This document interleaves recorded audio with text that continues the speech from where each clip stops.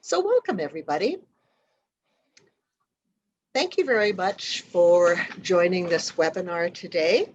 We're so pleased to have you join us.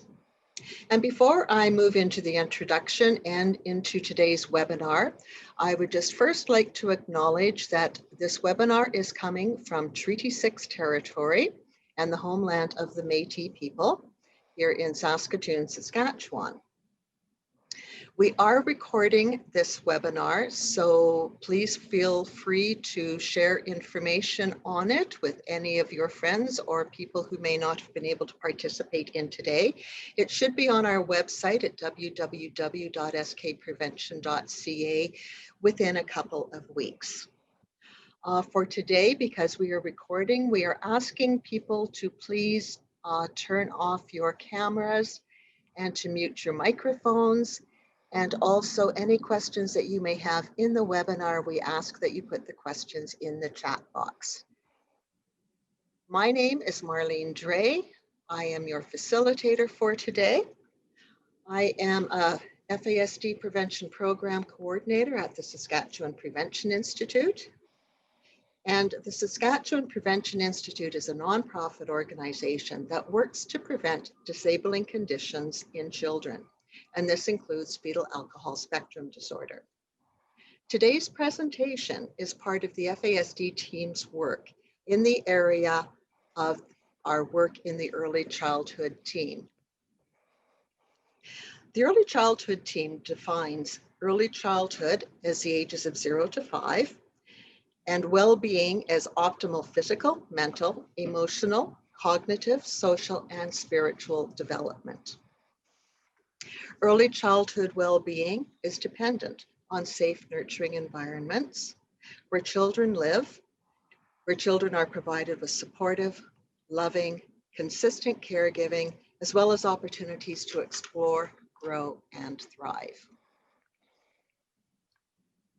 The Saskatchewan Prevention Institute believes that early childhood well-being is a basic human right, regardless of race, culture, religion, social economic background, gender identity, or diversity in family composition. Fetal alcohol spectrum disorder is a diagnostic team that is used to describe impacts on the brain and body of individuals prenatally exposed to alcohol. FASD is a lifelong disability. Individuals with FASD will experience some degree of challenge in their daily living and need support with motor skills, physical health, learning, memory, attention, communication, emotional regulation, and social skills to help reach their full potential. Each individual with FASD is unique and has areas of strengths and challenges. And this definition comes from Canada FASD Research Network. About 4% of the Canadian population has FASD, and this also comes from the FASD Research Network. It is more common than autism, cerebral palsy, Down syndrome. People and children with FASD have a range of struggles, and they have a range of IQ. 90% of children with FASD look like anybody else. The primary symptom of FASD can be behavior.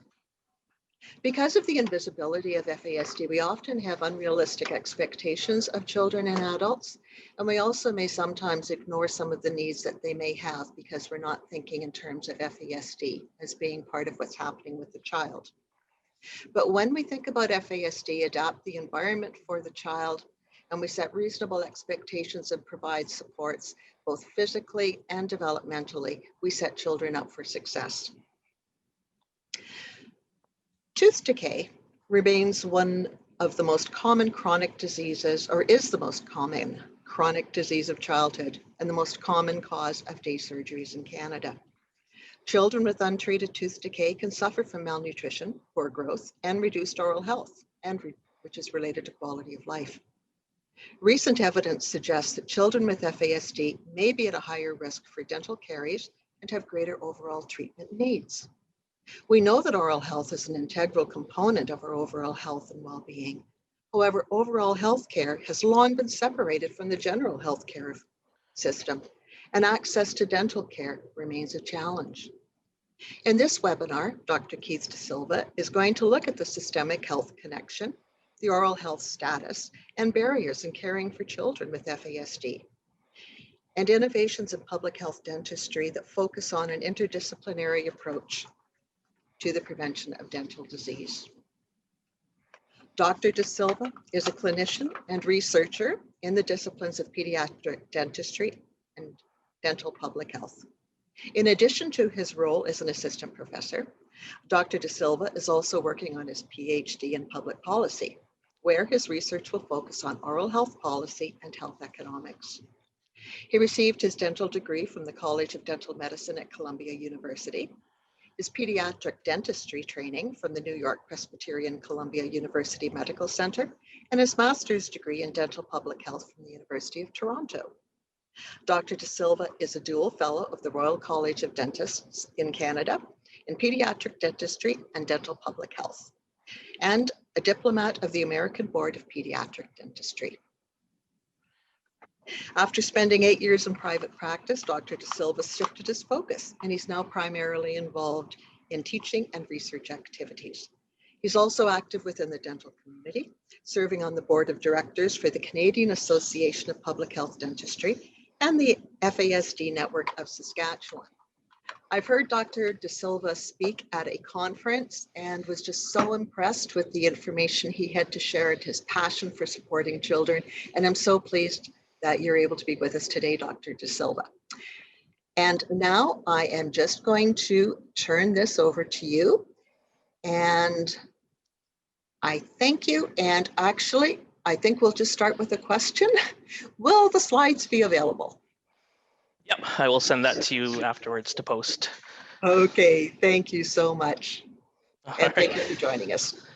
Thank you very much, Marlene, for that introduction. I do appreciate that. I sound much more impressive on paper than I am in person, but I thank everyone for being here today. I'll do my best as I go through this presentation to monitor the chat in case some questions do come up, but just in case I don't catch everything, or if Marlene or myself miss something, I've left my email up here, and I'm more than happy to answer any questions after the fact, should anything come up. So again, thank you for having me here. Thank you for attending. For those of you who've shown an interest in this webinar, you've probably are either working with individuals with FASD or working in the area of oral health and realize that there's not much information that combines the two together. And I found that through my own frustrations in clinical care as well as in the public health realm. So we're doing a lot more work in this area and hopefully can share some of that with you today. In terms of a brief outline, my understanding is we have a very broad audience here today, so a mix of caregivers, health professionals, those who work with individuals with FASD, as well as oral health care providers.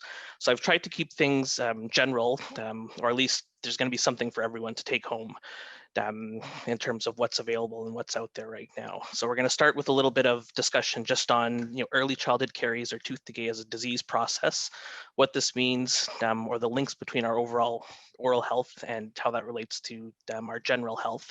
And then we'll go into more specifics on what this means for the FASD population and where we need to go from there in terms of how to better approach and better manage their oral health care. And so, as Marlene mentioned in her introduction, I won't go through some of this, but we do know, and it's sad, that tooth decay is still the most common chronic disease of childhood. It's more common than asthma, more common than hay fever or allergies. And aside from the obvious of pain and infection, it severely impacts children's ability to thrive over time, leading to malnutrition, loss of sleep, difficulty concentrating in school. So there are significant impacts on the quality of life. And even more concerning for me as a pediatric dentist who works with young kids is we know it's a progressive disease. So young children with tooth decay become older children with tooth decay and become teenagers and adults. And it's just, it's a cycle that continues. So a lot of what we do is focused on early recognition in order to break this cycle. And we'll talk a little bit about that throughout this presentation, that kind of common theme. In Canada, the last national survey that we had, which was around 2010, 2011, we found that almost 2/3 of all Canadian children between the ages of 6 and 11 had some experience with tooth decay or dental caries. Here in Saskatchewan, almost 1 in 3 kids entering grade 1 have experienced tooth decay. I'm originally from Ontario. I think it was 1 in 4 kids entering kindergarten. And we only know up to that age just because that's when school screening starts. So we suspect that this process is starting a lot earlier in children. And then, as Marlene had mentioned it, a recent study about 5 years ago using Canadian data, we found that, treatment of dental disease was the leading cause of day surgery for children in Canada. So to put that in perspective, there are more Canadian children who are going to the operating room to have their teeth fixed compared to any other procedure. So that includes ear tubes, getting your tonsils out. And, this represents, over $30 million just in dental fees for treating these children from public dollars. So not including what we would consider out of pocket or private payments. So it's a significant cost to our healthcare system. If from that same kind of national data set, one of the highlights of the report that people tend to focus on was that 85% of Canadians report that they had good oral health, or almost 3 in 4 were able to see a dentist within the last years. So for most policymakers and even oral healthcare professionals, they use that as a positive number that, the system is working. But, for those of us in the public health side of things, we know that's a bit deceptive. And so we're really concerned about that 15% who carry a disproportionate amount of the overall disease. So most of the disease, if we were to divide it up, falls within these vulnerable populations. So that includes seniors, low-income children, adults, and seniors, children in general, individuals with special needs, and Indigenous populations. And even more concerning, there is this intersectionality of these things. So children with special needs or children living in remote communities tend to be even worse off than we would expect. And so again, we're starting to focus more of our attention, more of our interventions, and understanding the challenges that this 15% has and how we can better design our healthcare system to meet their needs. So my area, I'm a pediatric dentist, a clinician, as well as a public health dentist, dealing more with interventions and program planning and evaluation. But the bulk of what I do is working with children in early childhood caries. And so we're going to go through, a bit of what that is, what that means. So, here we have a very young child, roughly around 14 months old, coming for their first dental visit. And this is kind of the early onset or the early stages of the disease process beginning to happen. So these white stains that you see here, a little bit of a cavity or a hole forming. So even as young as, this child has probably only had their teeth for a few months, but you can already see this disease process beginning. Now, as sad as that is, I usually don't get too upset when I see this for the sole reason that I'm seeing it. This child has been able to get to someone who can help them, someone who can intervene at this stage. And that's, an important theme we'll get to throughout is the early recognition of disease. We compare this to a 3-year-old coming in for their first visit. You can see that it's more advanced, the disease process. So again, we still have some of these early white spot lesions, as we call them, but you can see some, breakdown of the teeth in this 3-year-old, larger holes forming. And we're less focused now on, prevention, and this becomes more treatment to restore tooth structure that was lost. And then, this is a 4-year-old for their first visit. So again, it's progressive over time.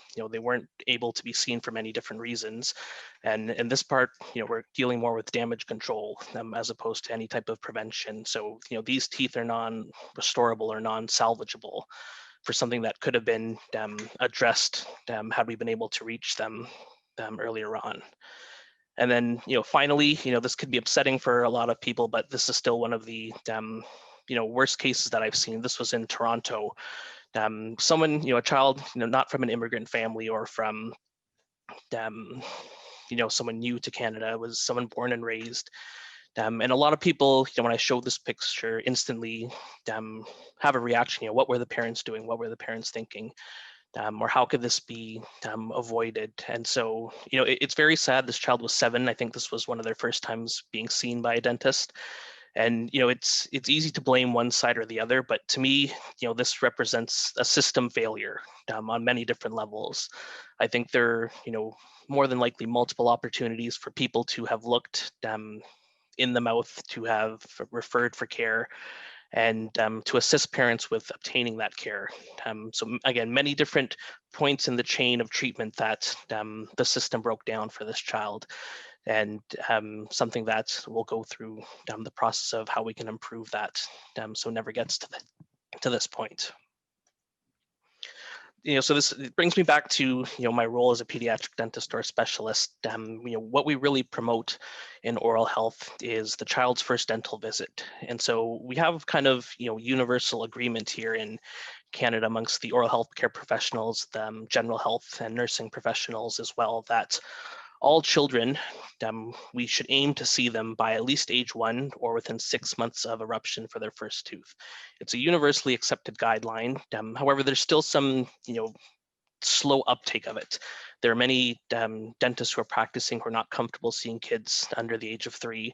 And there are many parents who either don't realize that they're supposed to bring their child in for this early visit, or that they fear that their young child is not going to be able to cooperate or handle appointments, so they just avoid bringing them for whatever reasons. So, while these guidelines are there, they're still not fully embraced by the profession and the public, that we need to do a little bit more work on. But the purpose of these early visits really is to do risk assessment and early intervention if necessary. So we'll talk about some risk factors, some of which are modifiable, some which are not, which are more constant. But there are different interventions that can be done, even for that 1-year-old, to break certain habits or break certain elements of the disease process. I'll just ask a question that came in through the chat. What were the black dots on the tongue? That would be in that picture. Oh, Normal pigmentation. Yeah, so often children with darker skin can have pigmented gums and on their tongue as well. So no pathology there. That's just their normal anatomy. thank you. All right, so you probably heard me say the disease process now a few times. So I want to reiterate that point and go through it a little bit, because I think there's still an overall conception that cavities are holes in the teeth that need to be fixed. But really, it is an overall disease process that needs to be medically managed like any disease process. And the analogy I give is, you wouldn't start to build a roof or fix a roof of a house that's on fire before putting out the fire. So managing the disease process really is controlling that fire first before trying to repair any damage done. So at the individual level, the disease process requires 3 kind of main components. One is obvious, you need to have tooth structure, a tooth present in place. The next is bacteria. We all have bacteria in our mouth, but some are more harmful than others. And these are bacteria that can digest or metabolize carbohydrates to produce acid, which is what is the primary agent of breaking down the hard tissues or the enamel in our teeth. And then there are dietary factors. So the types of foods that you're eating, the amount of carbohydrates or sugar, and the overall frequency of eating. And so this is kind of another common misconception where, it's only the junk food or the sweets that are leading to tooth decay or dental problems. Really, any carbohydrates or fermentable carbohydrates can be involved in that process. So, there are the obvious sugar candies, sweets, the taffies, the stickier foods tend to be worse. Sugary beverages, so soft drinks, sports drinks, are definitely detrimental. But even some of the healthier foods that we need in our diet, so starchy foods, crackers, bread, pasta, which, for anyone who has kids under the age of 5, that's essentially their main diet. And then healthy fruits that are acidic, so oranges, grapefruits, tomatoes, all have some implications to our oral health. Now, I'm not in any way suggesting that we omit this from our diet. They are essential parts of what we need to eat for your kids, more so on the fruits and the carbohydrates as being essential. But the pattern in which we eat them and consume them does make a difference. And so we stress that when we're talking about diet to parents. So the best way I can describe this, unfortunately, I don't like using graphs and scientific things in these types of presentations, but it does work effectively. So if we think of our mouth as having a healthy pH or healthy pH balance, we usually have a neutral environment in our mouth around a pH of 7. When we ingest any carbohydrate, our bacteria in our mouth will break it down and produce an acid.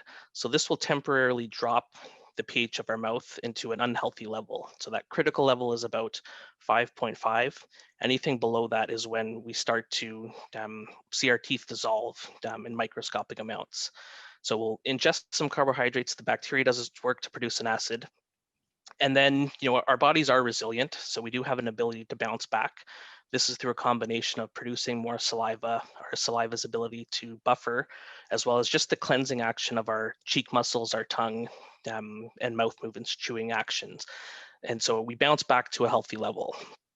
So, in a normal day, a child may have one meal or one snack, the pH will drop, bounce back quickly, and then they are back in that healthy environment until their next eating event.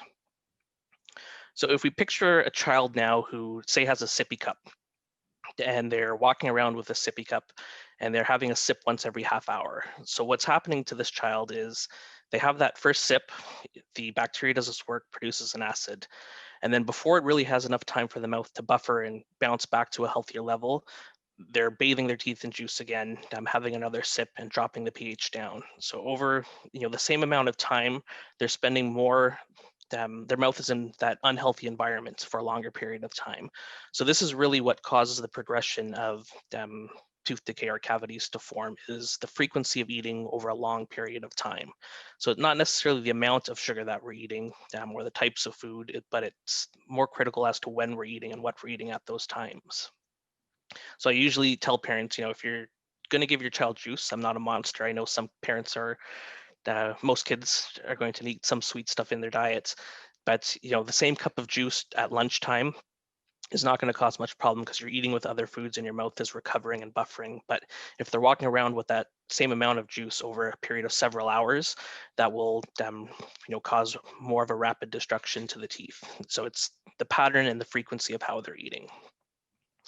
And so again, a lot of different components to the diet aspect, but we look at the types of foods, the amount that they're eating in any given meal or snack, but more importantly, the frequency of eating is where we have the most opportunity to intervene. So that was a little bit about diet and bacteria, but some of the other risk factors that we're looking for in these young children, and we'll go through what each of them kind of mean. But they're listed here. So fluoride exposure, we want to find out, what source of fluoride they're getting and from where. In some areas there's water fluoridation present, some don't. Some people have well water, which can have either very low concentration of fluoride, sometimes too high concentrations of fluoride. In some areas, people are taking fluoride supplements. To what degree are they using fluoride toothpaste, but just trying to get a sense of all their different sources of fluoride. The main mechanism of fluoride is to reduce the tooth's ability to dissolve in that acidic environment. So it's essentially being incorporated into our enamel to make it more resistant to that acid attack. So it adds a protective layer. So we want to kind of see, what areas they're getting their fluoride and where we can possibly supplement that if they're not. And there are many different options or different formulas. I know there are many people out there and possibly in this audience who are sensitive to community water fluoridations. I'm not going to get into a debate on that right now, other than to say that we have many different things we can do in office or things that we can prescribe for at home in order to make sure that a child who is at a higher risk can get the fluoride that they need. And we talked a little bit about dietary risk factors. So again, are they walking around with the bottle or the sippy cup? And what's in that sippy cup? Water is not as bad compared to chocolate milk or soft drinks.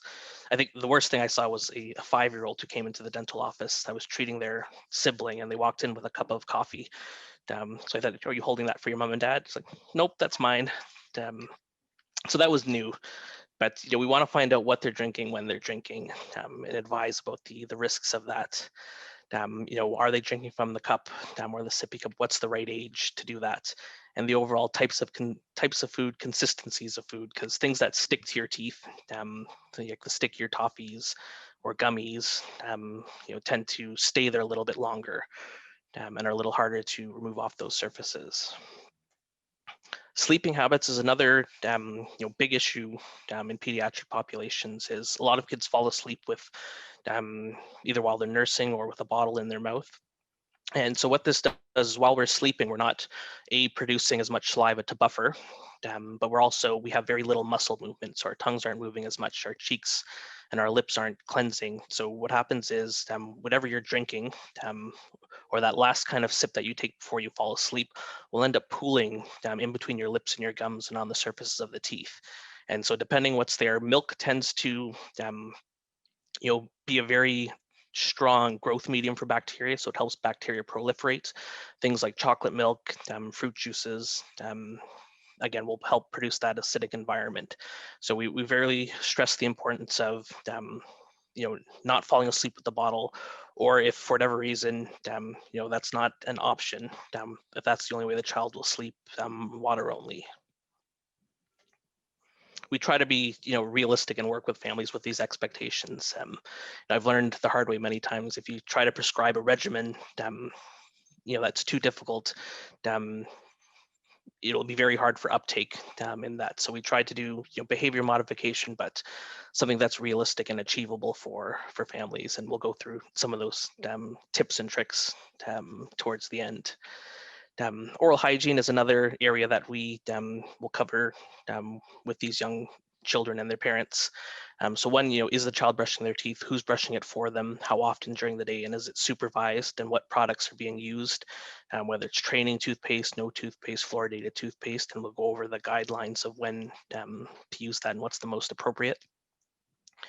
And then, we're starting to do a lot more, at least on the public health side, working in prenatal programs. We're trying to get oral health information to expectant mothers, specifically first-time mothers.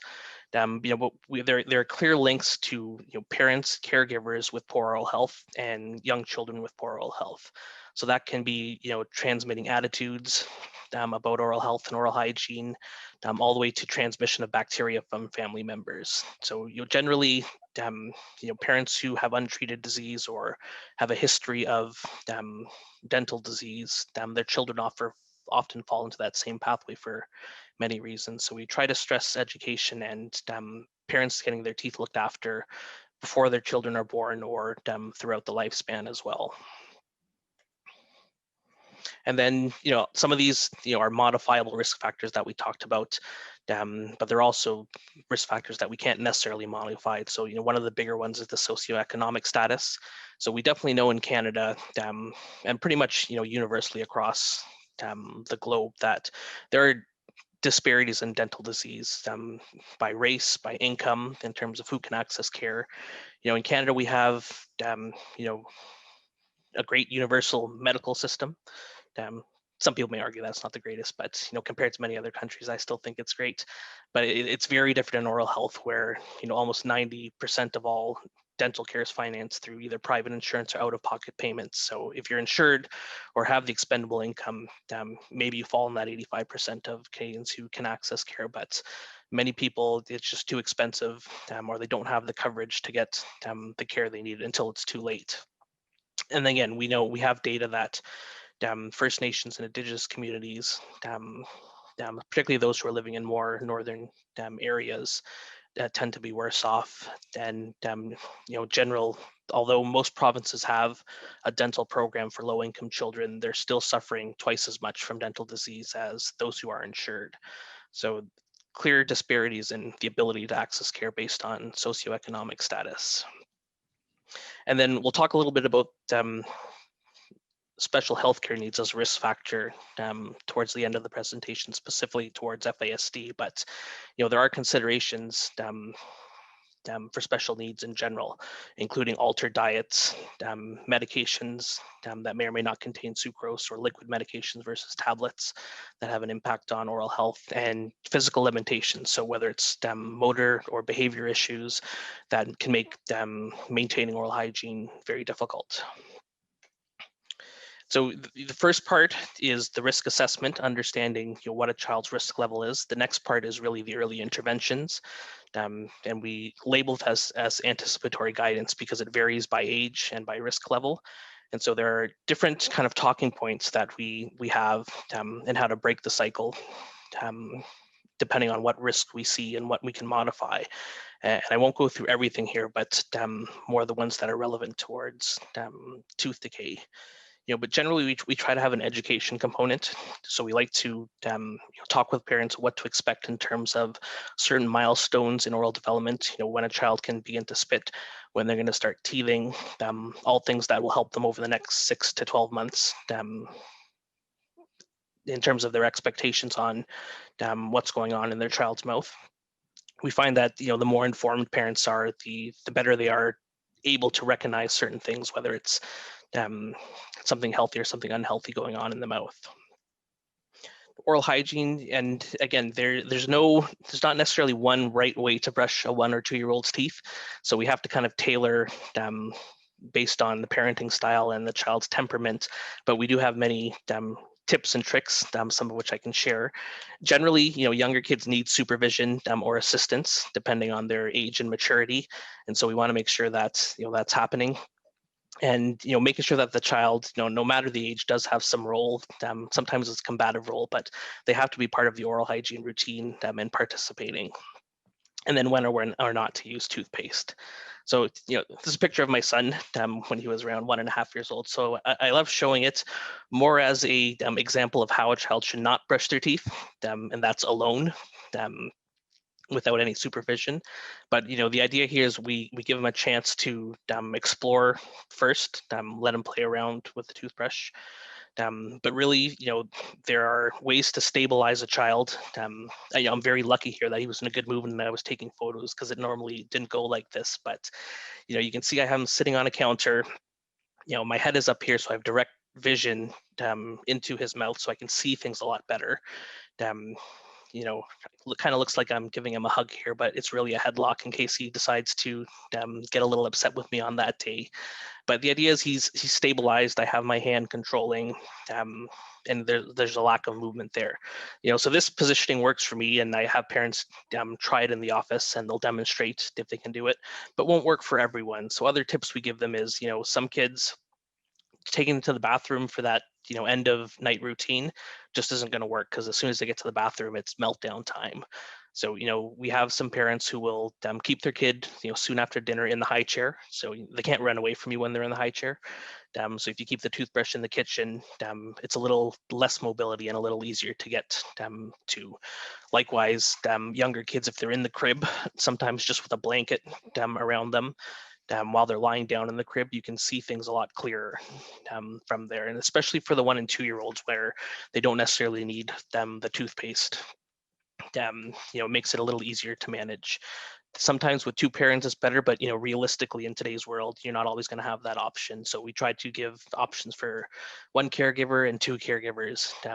Sometimes you need an older sibling and 3 people to hold that kid down. But as with any aspect of care for a young child, they're not going to be happy with you for many things. And so brushing teeth is just part of that. The more they do it, the more it becomes the routine, and you can expect them to challenge you, as they will with just about anything, for no reason whatsoever sometimes.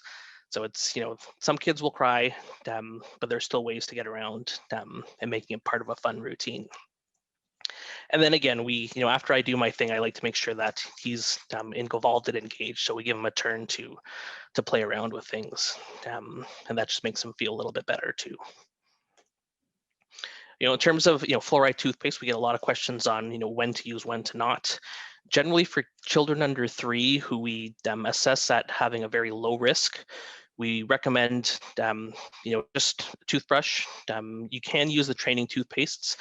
The idea of the training toothpaste, there's no real ingredient that is necessarily going to cause any benefits, but rather what it does is it trains kids for the idea that something will be foamy in your mouth and to different flavors out there. You can get a little bit of an abrasive action to remove some of the plaque, but at least the evidence shows there's not much benefit for low-risk children using the training toothpaste, aside from just desensitizing them. For kids who we assess at a moderate to high risk, we do recommend, even under the age of 3, a very small amount, about the size of a grain of rice, of fluoridated toothpaste on their toothbrush. Some parents, we have it brush on with the toothbrush. Some parents, if it's easier, we tell them, either clean towel or your finger to wipe that little bit amount of toothpaste, smear it on some of the problem areas, and that's easier for them to get to. Although we also warn that, if you value your fingers, if you have an angry child, be careful, because you can figure out the next part. For children 3 and older, we recommend that you should start using a small amount of fluoridated toothpaste after the age of 3, about the size of a pea. And then, younger kids, they still need assistance, someone to brush for them. As they get a little older, the benchmark we kind of use is, if they have the ability to tie their shoelaces, chances are they have the manual dexterity to properly handle the toothbrush, but they still need supervision while doing that. Anyone with older kids, if you might hear the water go on and, yeah, mommy, I'm brushing my teeth, but they can outsmart us pretty quickly, and they've learned the tricks of the trade. So if they're at a higher risk, we do recommend either an inspection or a bit of supervision while they're brushing.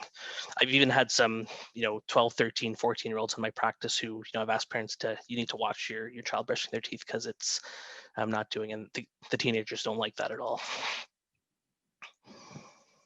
And then again, we talked a little bit about diet and nutrition, but again, assessing what their habits are, what foods they're eating, and when they're eating it, and we go over that kind of disease process and what causes it and how best to avoid it. But taking it one step further, we do diet counseling in our office, where I will send parents home, and this is optional for them to do. I find almost 80% of parents will participate with this, because they generally want to find out what's going on, but we'll send them home with a weekly diet sheet. And the idea here is just to track the types of food you're eating and when you're eating throughout a given week. And so, we're not necessarily trying to say, stop eating this, this, and this, but sometimes, minimizing snacking or just changing the combination of foods or what appears in each box throughout a week can make a big difference. So again, fully realize that kids, need their sweet foods at times, but maybe having it with some yogurt or some water, as opposed to a fruit juice at that given snack. Or crunchier foods, if they like a crunchy vegetable, or something like an apple that has a crunch to it, that helps as a natural cleansing mechanism. So it cleans the surfaces of our teeth. And cheeses and yogurts, again, help when it adds a little bit more calcium to the body, but also has a buffering capacity for reducing the acid levels in our mouth. So figuring out some of these combinations of what they're already eating, and just a healthier way to eat that. So I think that goes a long way in the diet counseling side of what we do in oral health. And then the last one, and we do this for all children, but it's perhaps even more important for kids with motor issues, is injury prevention. And so we like to talk to parents about development of motor skills, what to look for in a head and neck injury, who to call, and general safety tips and concerns. And then these are just kind of some pictures of what we do for that first dental visit. And again, parents are very concerned. They're like, there's no way you can look in my 1-year-old's mouth. They won't let me brush their teeth. What are you going to be able to do? And, there still is a lot we can do. And usually what I tell parents is, if your child is going for their first haircut, or if they're going to see Santa at the mall, chances are they're going to cry. It's going to be no difference when they see me. I don't take it personally. But, if they're crying, they're not going to be traumatized. We can still see what we need to do, and there's still a lot that we can do. And just by this description, you'll see that a lot of what we do is talking with the parents. Not much is focused on the actual examination of the child. but it's kind of going over these risk factors and talking points that comes just through the parent or caregiver interview. So no matter the child's behavior, it's something we can still handle, and there's a lot that can be accomplished. These are just examples of the positioning. So in many cases, we don't even use the dental chair. It's a knee-to-knee or a lap exam where the provider is on one end, parents are holding, the child can still have direct vision of mom or dad, but they're still stabilized and we're all able to see what we need to do. So it's, we try to make it as, least threatening as possible while still being able to access and assess what needs to be done. And then you get lucky. Sometimes you have children who will actually sit in the chair for you. This is another test that I like to use is I'll, first give whoever the young child is a toothbrush to hold with. Chances are if they put it in their mouth, they, that they're actually brushing their teeth or have seen a toothbrush before, they start combing their hair with it, that's, it's probably not part of their daily routine. So it gives us a little clue as to, what areas we need to work on a bit more. And then likewise, this was my son again. So he was in a good mood at first. We kind of have learned, where to position our fingers for the least probability of getting bit at this age. But, you can see that, even over time, he's doing okay here, starting to get a little annoyed with me. And he's actually pinching me here with his hand. You can't see it here. So he's trying to, forcefully get me out. But it's, we don't expect them to like us or behave. But, it's a very short examination that allows us to, again, assess what's going on in the mouth, determine the risk level, and then we can plan the interventions afterwards. So, up till this point, a lot of what we've discussed so far, has been based around these kind of three areas. So the tooth, bacteria, diet, and ways to manage that. But these are all, I'll focus on individual level risk factors. So things directly in the mouth or that may affect behavior related to oral health. What we've know now and appreciate is that really the individual level factors are a small piece of what determines our oral health and our overall health. So, it is important and we do need interventions designed for the individual, but there are child level influences. So the use of dental care services, the access to insurance, things like that, family level influences, so socioeconomic status, culture, health behavior and practices of family members, and community level influences such as the overall healthcare system, access to healthcare, and whatnot. And so it's a more complicated process than saying dental decay or tooth decay is preventable if you just brush your teeth and change your diet, because we know that that's not the case for most people, particularly within that 15%.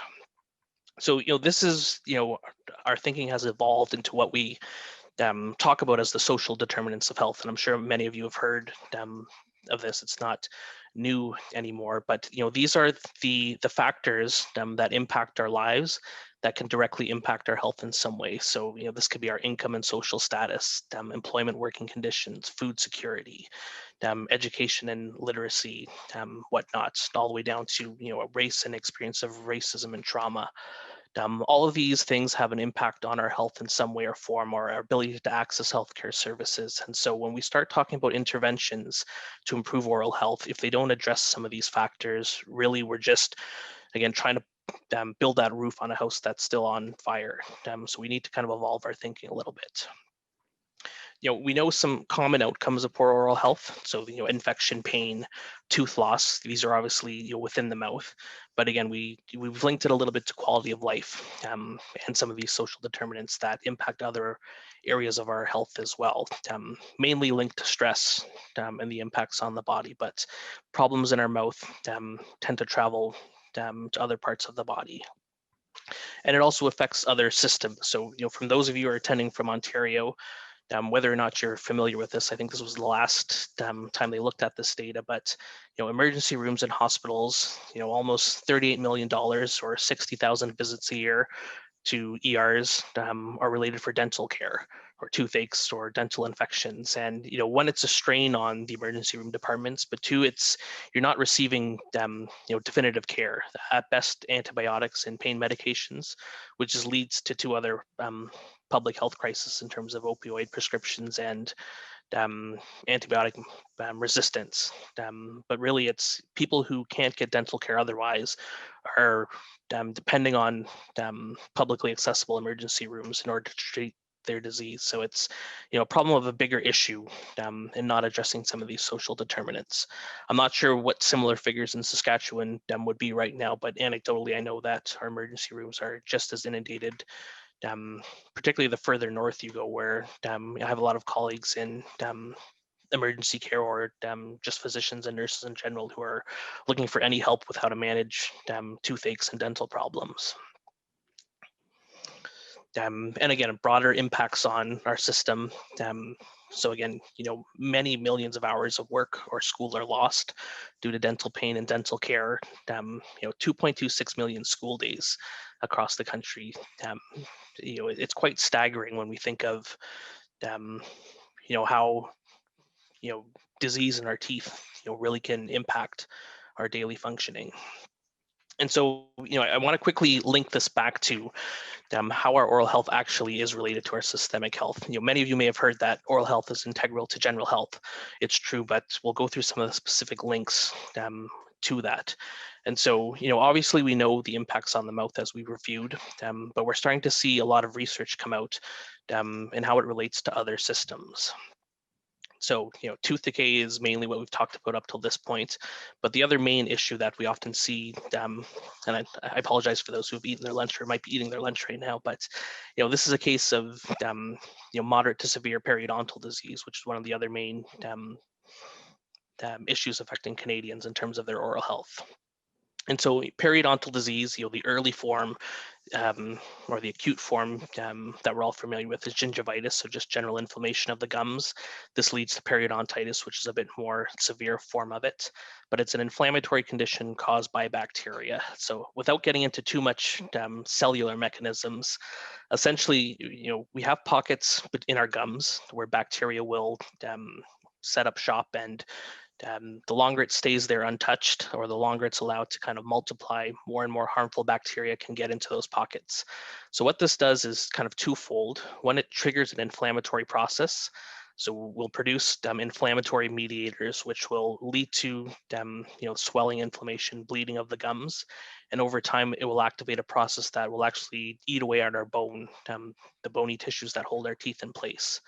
And then further down the road is, as we get inflammation of our gums, this bacteria will actually get into our bloodstream and can travel to other parts of the body.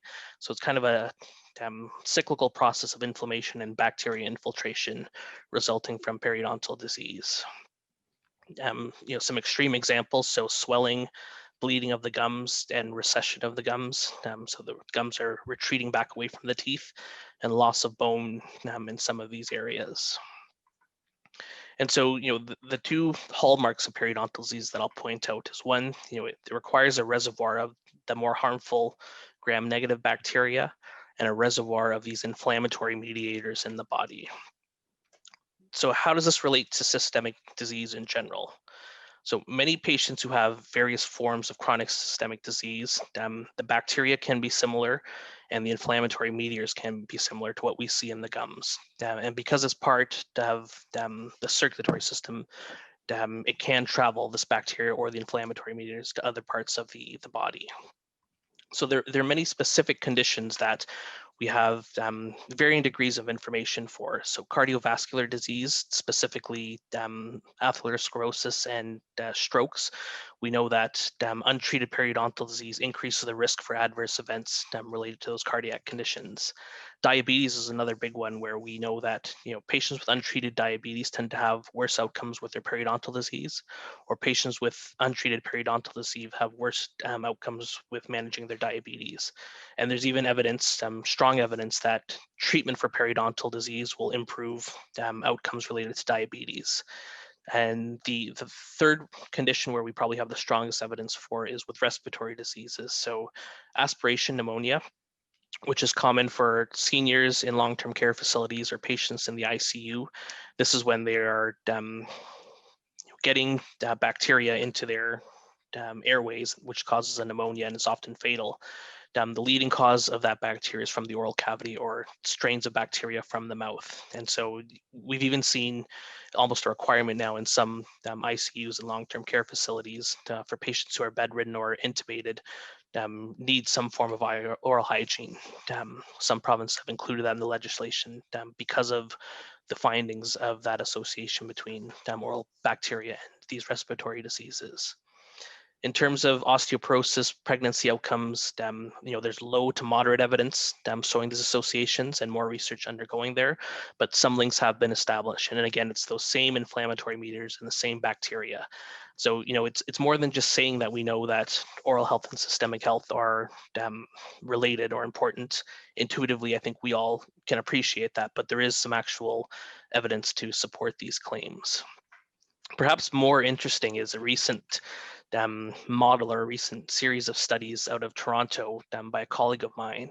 What they're doing is they're starting to link the social determinants of health, poverty, deprivation, and social capacity to stress, which can impair our brain function as well as our microbiome. So the bacteria in our gut and our mouth, which has an impact on the genes we express, and that impacts our immune system, other systems in our body, neuroendocrine system and whatnot. So it's kind of a fascinating area of research that is really, for the first time, kind of providing this biochemical pathway linking the social determinants of health to actual health outcomes. So, we're going to see a lot more of this in the next, 5-10 years, developing this pathway.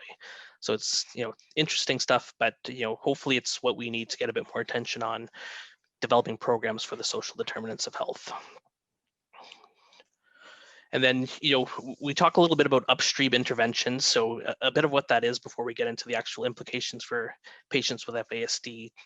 When we talk about upstream interventions, the analogy we like to use is, if you're standing, down by the end of the river and you see someone drowning, hopefully you're going to throw them a life preserver and try to save them.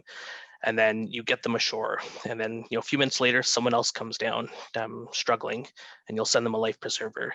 And you keep doing that over and over and over again. But at some point, you just can't catch up.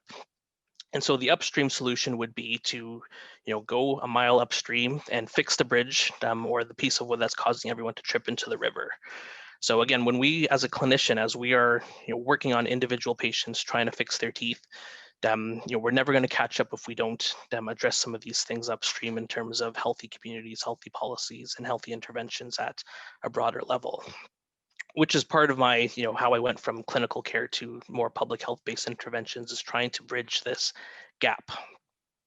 And so, again, all these elements are important. So we do need clinical prevention, clinicians managing patients one at a time, but we also need more attention to school-based programs, public health campaigns, healthy community development, and even economic and fiscal measurements, aspects of healthcare in other legislation, such as early childhood care acts and education acts and whatnot. But thinking a little higher upstream for these areas.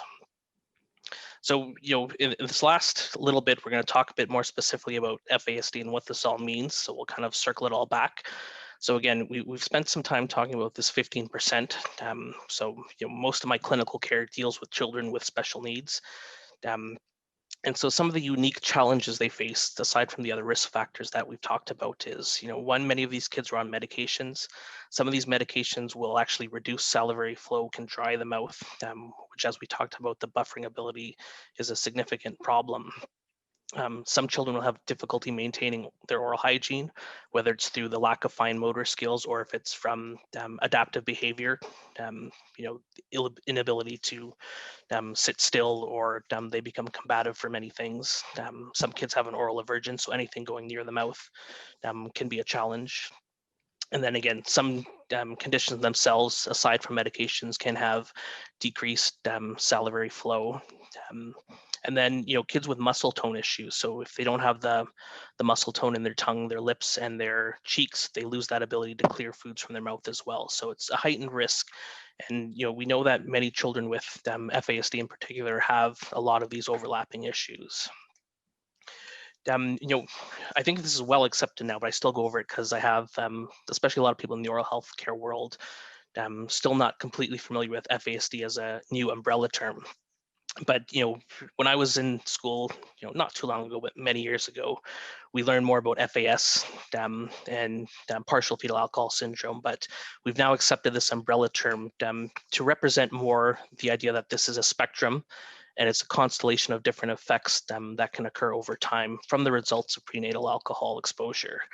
And then I like showing this diagram because it highlights a few things. One, that the degree of exposure and when it occurs can affect different parts of development. But two, there are kind of two main and sometimes overlapping issues that earlier on in the development, if there's prenatal alcohol exposure, it tends to be more structural effects or structural damage that ends up happening compared to later on in the cycle where it's a bit more functional, cognitive, behavioral, and usually it involves a combination of both. So you need to be able to identify both. One of the challenges we have in oral healthcare is, there's very limited education, healthcare in general, I would say, because I've had nursing colleagues and physician colleagues who share similar challenges, but we focus on the facial features, or what they call the cardinal features of FASD, in terms of changes to facial structures. And essentially most healthcare students are learning just this, and that's kind of the extent of what they are tested on in terms of FASD. But we really know that that's just the very small tip of the iceberg. May help with identifying some patients, but it doesn't capture the true extent of the challenges they faced. And so there are chronic health issues, growth deficiencies, developmental delays, cognitive learning challenge. Many of the things that Marlene mentioned in the introduction, that the constant daily challenges that these children face. And again, it's progressive throughout the lifespan. And what we're seeing, is, it's beyond just a healthcare issue. So it's beyond what we can solve in the clinics, in the physicians' offices. It's beyond even just a public health issue in terms of healthcare services, but there's overrepresentation in social services.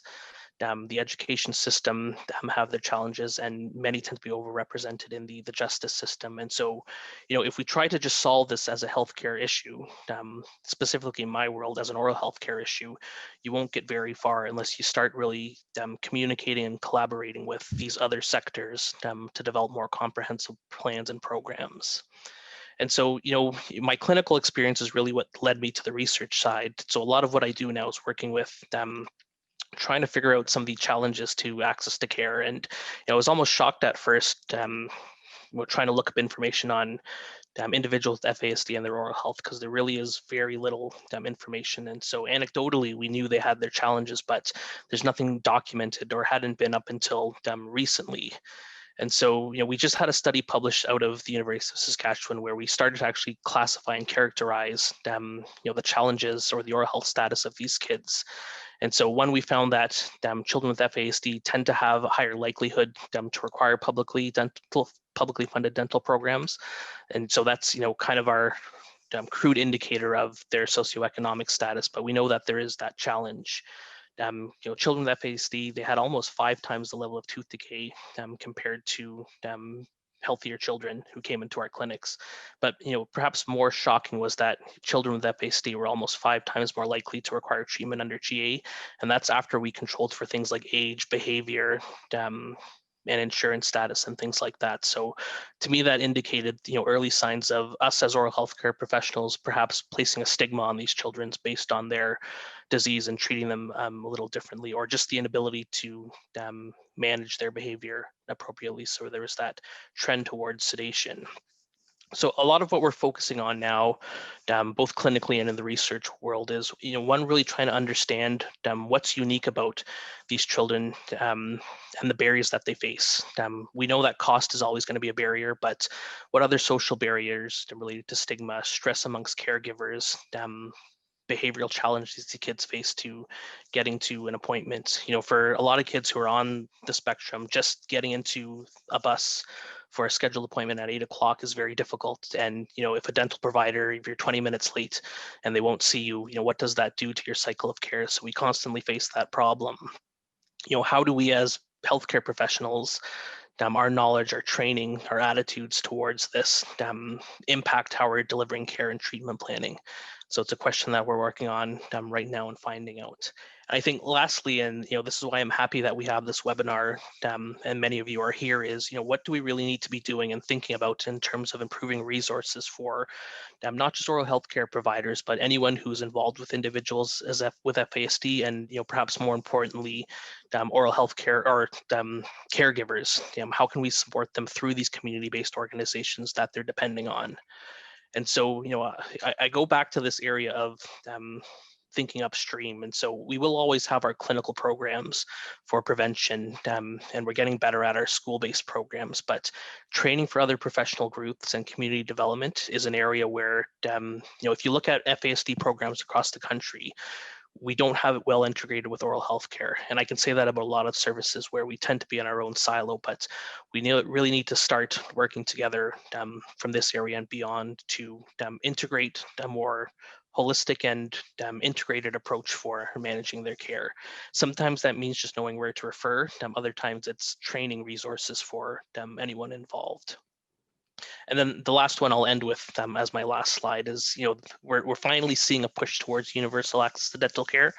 I'm a dreamer, but I know it's not realistic to think that we're going to have a dental care program that's embraced or fully incorporated into our provincial Medicare. But I do think there are pathways for a blend of public and private coverage, where at least every Canadian, should have that access, where cost is removed as a barrier for them for care. And it's, we see it in some election campaigns where dental care is being mentioned. And so it's, an area where we didn't have people talking about even 5 years ago. So hopefully there's more acceptance that we need to do a little bit better on this. With that, I've taken up most of your lunch hours, so I think I've ended just on time. But I'm happy to. I saw the chat was buzzing. I didn't get to see any of the questions, but I'm happy if anyone emails me any questions afterwards to chat. As I know that's a lot of information there, and possibly more questions raised than answers given. But I do think multiple professionals working together is really the way we need to go. And I've done work with occupational therapists, behavioral therapists, physical therapists on how to incorporate oral health care. And likewise, I've put into contact oral healthcare professionals, so dentists, dental therapists, dental hygienists, with other people involved with FASD care to facilitate some of these programs. And so hopefully we see more down the road. But thank you again for having me here. And thank you very much for the information that you have shared. And I had said that the webinar would be for an hour. And so for those of you who need to leave because we have reached the hour, that is wonderful. Thank you so much for being with us. I will be sending you an email with an evaluation, and also requesting any suggestions for future educational webinars that we can do in the area of FASD. And I appreciate you sharing your thoughts with us in the evaluation, because it really does help us with the work that we do. For those who are able to stay, and if you're able to stay for a couple of minutes, maybe Dr. De Silva, one of the questions was, in addition to the more common dental diseases seen in the general population, is there any rare disease, or are there diseases that are more common or even consider, pathonomic for people with FASD? We're nothing definitive as yet. The first study we did looking at it was a chart review. So we were kind of limited to the information available, but we have kind of a cohort study that we're looking at. What we're starting to see is possibly, a slightly higher incidence of trauma, and this could be related to motor issues. We have issues related to grinding of the teeth. We don't know if it's going to be significant or not, but there tends to be a trend. A lot of kids with FASD have sleep-related issues, and that's linked to grinding at night or throughout the day, as well as possible stress. So, these are more suspicions we have now, but nothing that we can say definitively. And we have another comment. There are over 400 medical conditions associated with FASD. And that's from a recent study done, which includes early onset dementia and arthritis. And as well, just an observation that I will make is that children with FASD can feel pain differently. Either they can feel it more intensely or they may not even be feeling it. So we could have children, and I'm sure you've experienced seeing children who may not have even said that they were feeling pain, even though their teeth were in. No, absolutely. I think even beyond just sensation of pain, but sensory issues in general. And so, we've done not the greatest job in dentistry of being able to modify our practice for individuals with sensory issues. No secret, if you've been to a dental office, the sounds, the sights and smells are not friendly to people with sensory issues. And so that can be very off-putting and difficult. And so, sometimes just a bright light for a child can be a problem. And, maybe that's part of the reason why an oral health care provider may say, well, I can't deal with this behavior. We need to sedate them for whatever treatment we have to do, without appreciating that there are solutions beyond that. And it could be just adapting the practice a little bit, turning off lights, which we often do, sometimes even headphones, or again, for us, it's part of why we like to work with other professionals who work with these children day in to day, because we learn how they get through other difficult tasks in their day. So I found it very helpful talking with physical therapists and occupational therapists who have often developed little tricks to work for certain sensory issues, and have learned a great deal on how to incorporate some of that into dental practice. And I see just two more things. Can a 2-year-old's teeth be fixed that have lost a lot of the enamel? Yeah, it depends on the degree of enamel loss, but absolutely. So, we've fixed teeth. The more enamel you lose, the less options you have. But yeah, we, as a pediatric dentist, most of what I see are kids under the age of 3. So there's no minimum or maximum in the age. If there's decay in the tooth, we can prevent it, we can manage it in different ways, and we can restore it as needed. So not intimidated by the age. And final question. What is your opinion on vitamin D and tooth decay? Would you recommend supplemental vitamin D? Yeah, there's been some interesting studies in the last few years showing associations between vitamin D and oral health. So it does appear to be that vitamin D levels can increase the risk for tooth decay, whether that's through issues with the enamel. I don't think we've had any prospective type studies or clinical trials that show what supplementation might do. So I wouldn't necessarily say that taking a vitamin D supplement is going to improve your oral health. However, the benefits for the overall health of vitamin D for kids would probably warrant something, but it would probably be on the level of a multivitamin as opposed to specific vitamin D supplementation. But it is an area that there are actually quite a few trials going on in North America looking at that question. So maybe this time next year we'll have a more clear answer for that. Especially for us here in Saskatchewan, where we get very little sun in the wintertime and vitamin D is an issue. Yes. And oops. So I'm her caregiver, and with COVID, I am not able to take her outside. But yes, I feel bad for not taking her to a dentist. Yeah, so I'm reading the chat here too. I don't think the supplement is going to necessarily restore what's there, or it may or may not slow down progression. I don't think it'll hurt, overall health-wise, but you also, you want to consult with, your physician on what's the appropriate supplementation, for a child that young. But I will say, you can email me afterwards. There are definitely things that we can recommend in terms of what you can do at home to help that. So I will wrap up this webinar. Thank you very much, Dr. De Silva, for spending the time with us. and introducing us to some of the there's so many ideas that are related to fetal alcohol spectrum disorder, but also just to get us thinking about, working upstream and social determinants of health and all the various things that can have an impact on a child and adult's teeth. And thank you also to all of the participants who have stayed, even though we've gone a few minutes over. We greatly appreciate it. And I will bring this webinar to a close. I'm seeing lots of thank yous, and this has been great, great information, and everyone. Thank you all, and good afternoon. I look forward to the day where we can all meet in person sometime. Yes, very much so. Thank you. Thank you, everyone.